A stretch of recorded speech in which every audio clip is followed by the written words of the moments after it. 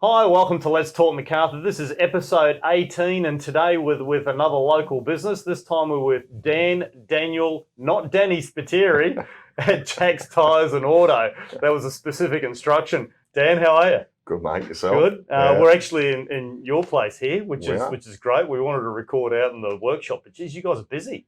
Mate, we've got a heap going on at the moment. Yeah, it's not the prettiest place out there at the moment when we get busy, but once we do a clean up, we'll get you back and go through. Yeah, it would be great to show people what the workshop is. One of the questions that I had is because you got the big sign, it's Jax, everybody thinks it's tyres. Yep. You think tyres, you think brakes, but you don't really think beyond wheel alignments and balances and that sort of stuff. So What else does the workshop do? Look, we about 50% of our business is servicing. So we're actually a one-stop shop for almost everything automotive. We're in the process of actually going through a rebrand. So if you see our Jax Ute driving around, it's Jax Tyres and Auto. Yep. That's what we're changing to try and separate ourselves from that tyre stigma. Yep. But yeah, we're launching Q1 next year our servicing packages, so people will be able to go online, look up vehicle details through their rego plate. Nice. And yeah, we're really looking to offer that one-stop shop service. That's great. Yeah, you've got such a good reception area out the front there, and every time I've brought a car in here, the team are fantastic. And you've got quite a large reception area, which is really good too. And nice displays and that sort of stuff. Really professionally run. Oh, thank you. Which is nice.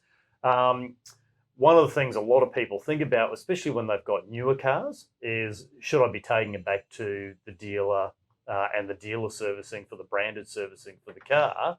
When they bring it to you on the auto side of the business, does that affect what happens with their logbook and service history? No, look, most certainly don't. It's a common misconception that if you go to any other repairer aside from a dealership that you lose your warranty. Under the brand new car warranty provided by the manufacturer, it is not void by coming to us. The only stipulation with that is if you get any extended warranties from a dealership. Yep. So if the car comes with, say, a 3-year warranty and the dealership then offers you another 3 years on top of that, unfortunately that would be void coming with us, but any manufacturer brand new car warranties are perfectly safe with us here. Yep. And you'll find that that's being phased out because, talking to Scott Wakely and a few other guys in the motor industry, with these longer new car warranties, they can't tack on the extra extended warranties anymore. That's right. Which means they're not bound to have to get servicing through them. And I find to be able to deal with people locally or in your own local area, it's so much better, and you build a relationship. You do. Like, I mean, look, we love having repeat customers. We like supporting the community, getting involved with the community. It's one of the reasons why we've been very successful in Narellan. Yep. I would say at the moment about 40% of our business is repeat. But with the area growing, like Cobbitty, Harrington Grove, all these new housing developments coming in, we're getting a lot of brand new customers coming into the area, and it's good to be introduced to them as they come in. Yeah, well, we find that through R&W with inquiry that we get. Probably, I would say about 64% of the inquiry we get to purchase properties in the area is actually from out of area. Yeah. So it's not locals buying local, No. It's people from out of area coming here. Yeah, So yeah. you're 100% right. Yeah. Absolutely. So when did it start for you, Jax? So, look, I actually had a long-standing relationship with the store well before I bought it. So I was in the automotive logistics industry prior to this. One of the businesses that I managed was the commissioning and decommissioning of emergency services vehicles. All right. And I got put on to Jax at Campbelltown back in 2008. So I'd been dealing with Jax since then. I was introduced to the Narellan franchise in 2009 under the old owners. And I had a very close working relationship with the team over that period. Right. 2017, I took a voluntary redundancy from that company, and look, over a cup of coffee, it was brought up to potentially buy this, and I thought, why not? That's how it happens. That's how it happens. So 2017. Yeah. So late 2017, I got involved in the business. Early 2018, I bought it. Yeah, congratulations. Oh, thank you. It's a bold move. It is. It's a bold move. Yeah. But no, look, I enjoy it. My old job was very boardroom based. Yeah. Excel spreadsheets and computers and emails. Yep. Jumping out and getting involved with the guys every day and working on cars is where my passion is. Yeah, great. And I enjoy it. Yeah. So how many techs do you have here? So we have 3 fully qualified mechanics. Yep. We have 4 apprentice mechanics at varying stages. Right. I've then got 1 tyre fitter who does tyre fitting and wheel aligning, and we're putting him through TAFE at the moment. I have 2 front counter staff, and then both my wife and myself are involved in the business. Yeah, fantastic. Yeah. That's great. It sounds like a great little team. It is. Good mix. I love the mix of experience and different stage, is what you said, with the apprenticeships coming through. Yep. How have you found recruitment on that side of it? Look, it's a very big challenge, especially over the last couple of years. Like, I mean, look, COVID, like most businesses, has really knocked us around. But I find that through the apprenticeship path, we are getting a lot of youth very interested in working in cars. And that's fantastic because, we have a trade shortage in our industry. Yep. Getting qualified staff is getting harder and harder. So, we work with very closely with a company called Apprenticeships Are Us. Right. And that's where we get our apprentices from. And, yeah, they work out really well. Yep. So they get a very healthy level of workshop, the classroom training. Which is good. Yeah, hands-on experience, which is absolutely invaluable. Having looked through the workshop and as we were going past the door, we saw your new wheel alignment machine. Right? Yeah. So new equipment is obviously very, very important to keep up with changes and providing a superior service and that sort of stuff. Yep. So it might not sound that exciting, a wheel alignment machine, but for us it is. But for these guys it is. So why that one? What does it do for you? Or more importantly, what does it do for your clients? Well, look, so when we came into the business, we were very fortunate that we'd been at this location for about 6 months. So buying it off the previous owners, there was quite a lot of capital investment in setting up. But some of the equipment like the wheel lining machine and tyre fitters and balancers had really lived out their life at the old shop. And a lot of that older equipment relied on updates where a technician from the manufacturer would come out once a year and do a USB or CD-ROM update. Wow. To tell you how old some of it was. So look, we had to get with the times, and our wheel alignment machine's now connected to a web-based portal. Right. With a manufacturer called Hunter, Right. which is USA-based. We get live data, live information, updated daily, and it's as live as the point to when we load the car on the hoist. Yeah, well. So all the information is accurate. As manufacturer specs change, we can change with them. So what size wheel limitations have you got on that machine? Because I know in the past with different wheel aligners, there's been limitations to what you can actually do on them. Look, we were limited to go as small as about a 14-inch on the old machine, Right. and we could go as big as about a 21. At the moment, we have tested them from a 13-inch right up to a 26-inch. Wow. Yeah, so we had a mini tub Corvette come through, 26-inch, Wow. and we're able to do that effectively. So that's been good. 26-inch. 26-inch. He had some very, very expensive custom wheels on the back of that. And I remember when 20s used to be like massive, Yeah. And I was just talking to you before because I've got an old car at home that we were talking about, and I was really happy that we went from the 13s up to 15s on that, Yep. and then to think of the 26 inches. I have never seen it before. Look, 22-inch wheels are a common part of our daily life. Especially on bigger US SUVs, right? That's right, yeah. Well, not only that, look, our BMW and Mercedes markets are really starting to expand out into those 22s. I had a Hummer in here once for 24s, and I thought that was massive. Yep. I had to look twice when I seen this, and had a very lengthy discussion Corvette. on a Corvette. What sort of profile tyres?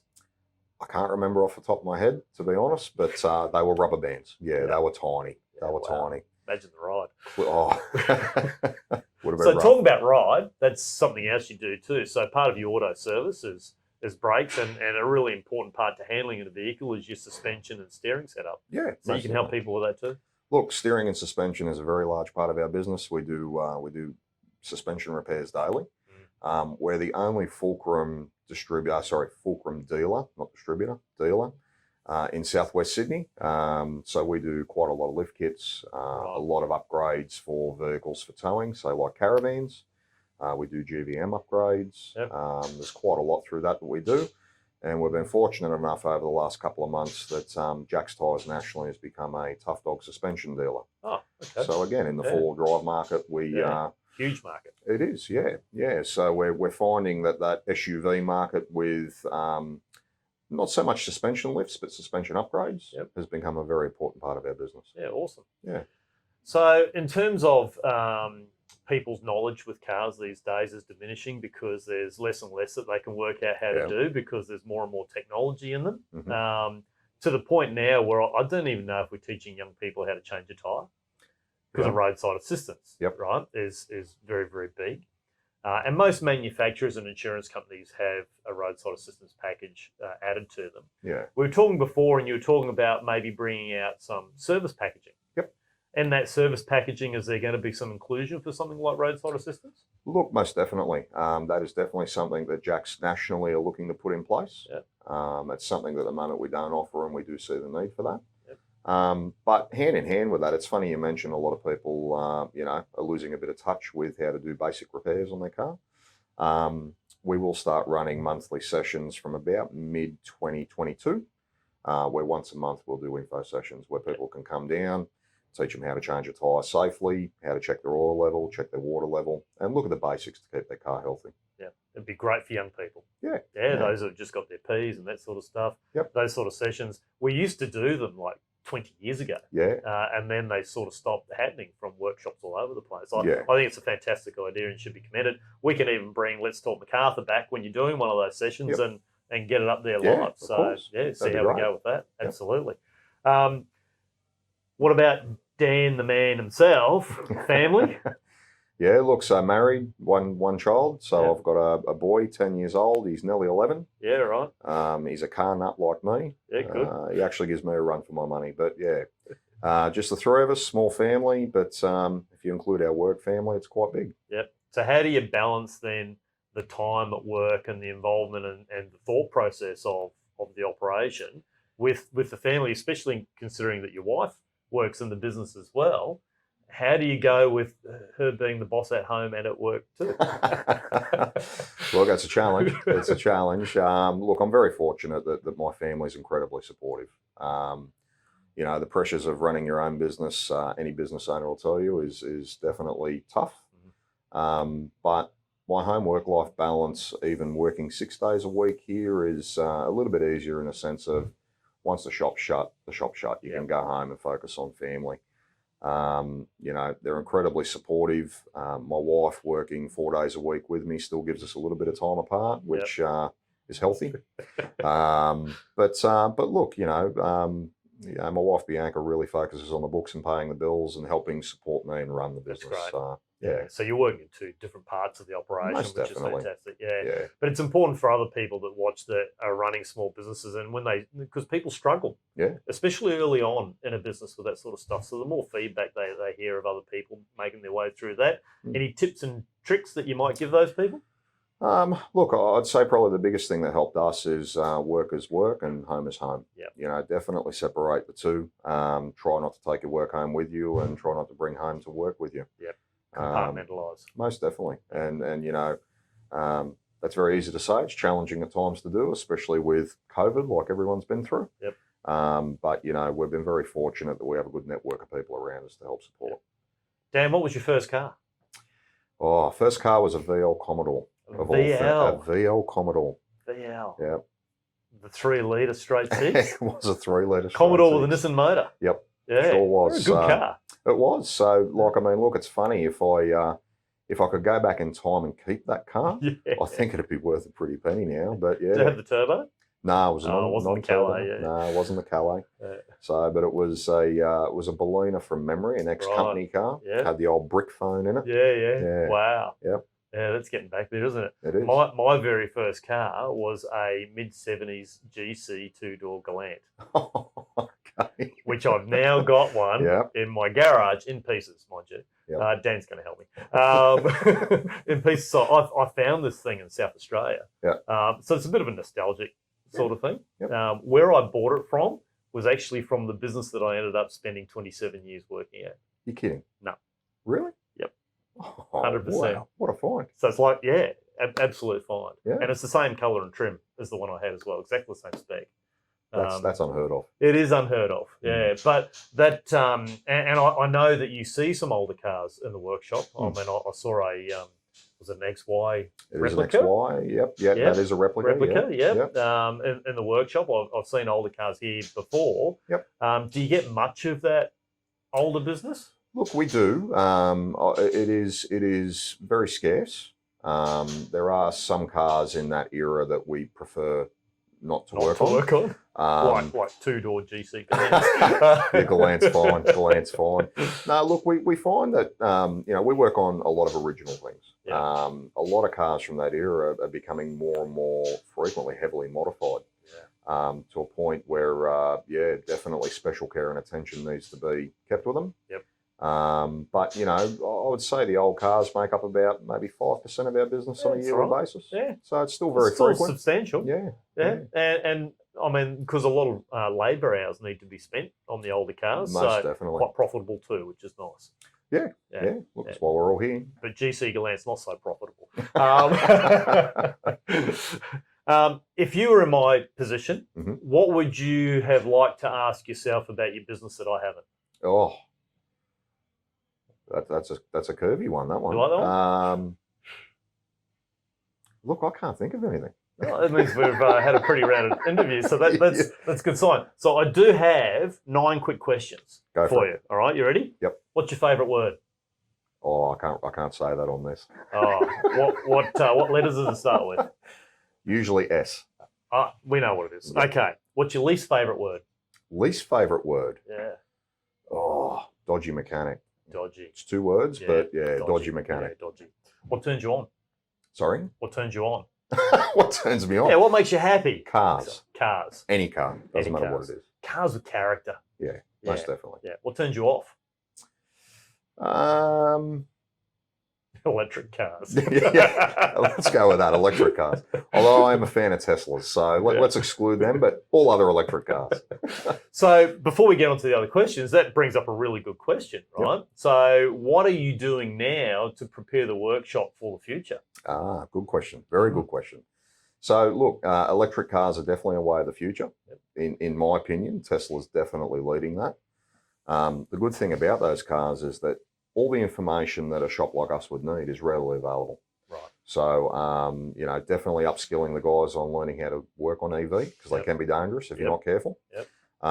But, making sure that we have the right tools and equipment to be able to work on them. Yep. And that's evolving as the years go on.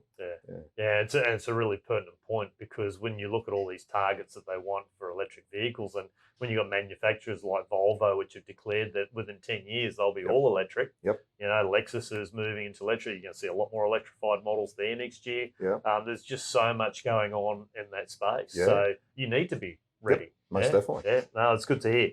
What turns you off? Oh, we said electric cars. Yeah, we're going to cover that. All right. Yeah. What sound or noise do you love? Sorry? What sound or noise do you love? Oh, look, I'm a fan of a V8. Yeah, I knew you were going to say that. Ford or Holden, the older Ford or Holden, I'm either or. We used to have a V8 that sounded absolutely beautiful. Yep. Yeah, love that car. What sound or noise do you hate? Let's go with electric. Electric cars. Exactly the same thing I was thinking. No noise. No noise. No noise. It always amazes me when people buy like some of these super sports cars or exotic cars or whatever, and there's a V8 or a V12 variant and there's an electric variant, and you sit in the electric variant, you go, no noise. Part of it, part of it is the noise. You want the noise. It gets the testosterone moving. Look, it's a weird experience. Yeah, I won't ask you what your favourite curse word is. What profession other than your own would you like to attempt? Oh, look, that's a really good one. If I was to ever get out of doing this, I think I would do something completely left field, and that would be something to do with earth moving, whether it be a bobcat driver or excavator driver, just something completely left field of what I do today. You'd be the Forrest Gump of a work site. Most definitely. Get your bobcat, put your little hat on, put some AirPods in, and away you go. Dan will be a happy man. Yep, most definitely. That sounds good. What profession would you not like to do? Oh, I think anything to do with insurance, I think would be the worst one. Yeah, yeah, absolutely. But important. very important. Yeah, Just for those that are in the insurance field, most very, definitely. very important. And we yeah. value their support. Absolutely, 100%. If heaven exists, Yep. when you arrive at the pearly gates, what would you like to hear God say to you? Oh, good question. That I did things right. That would probably be a good one. Yeah. That's a very good one. Yeah. Dan, thank you very much for your time today. No worries. All Thank right. you for coming over. And all the best for the future. Yeah. Thanks. Thanks.